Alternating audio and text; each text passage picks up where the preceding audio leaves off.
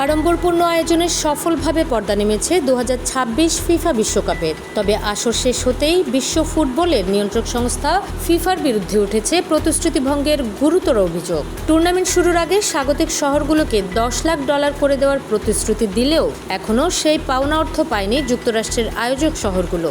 সম্প্রতি বিখ্যাত খেলাধুলা বিষয়ক সংবাদ মাধ্যম দ্য অ্যাথলেটিকের চাঞ্চল্যকর এক প্রতিবেদনে উঠে এসেছে এই বিস্ফোরক তথ্য।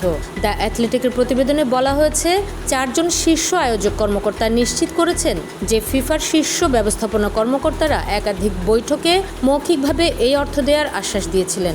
মূলত ফুটবল অবকাঠামো উন্নয়ন ও সামাজিক প্রকল্প বাস্তবায়নের Seattle, Los Angeles, Dallas, Miami ও নিউ ইয়র্কের মতো 10টি আয়োজক শহরে এই অর্থ ব্যয় করার কথা ছিল।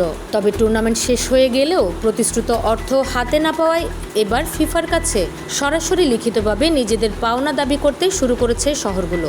2025 ক্লাব বিশ্বকাপের আয়োজক শহরগুলোর জন্য জিয়ানি ইনফান্তিনো লিগাসি অর্থ প্রদানের ঘোষণা দেওয়ার পরই মূলত 2026 বিশ্বকাপের শহরগুলো সোচ্চার হয়ে ওঠে। বাণিজ্যিক শর্ত বিক্রি সংক্রান্ত বিতর্কিত পরিকল্পনা নিয়ে ওয়েফা, কনকাকাফ ও এএফসির বিরোধিতার মুখে এমনিতেই ব্যাকফুটে ছিলেন ফিফা সভাপতি ইনফান্তিনো।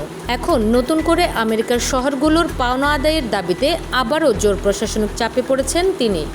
স্পোর্টস ডেস্ক, খোলা কাগজ, ঢাকা।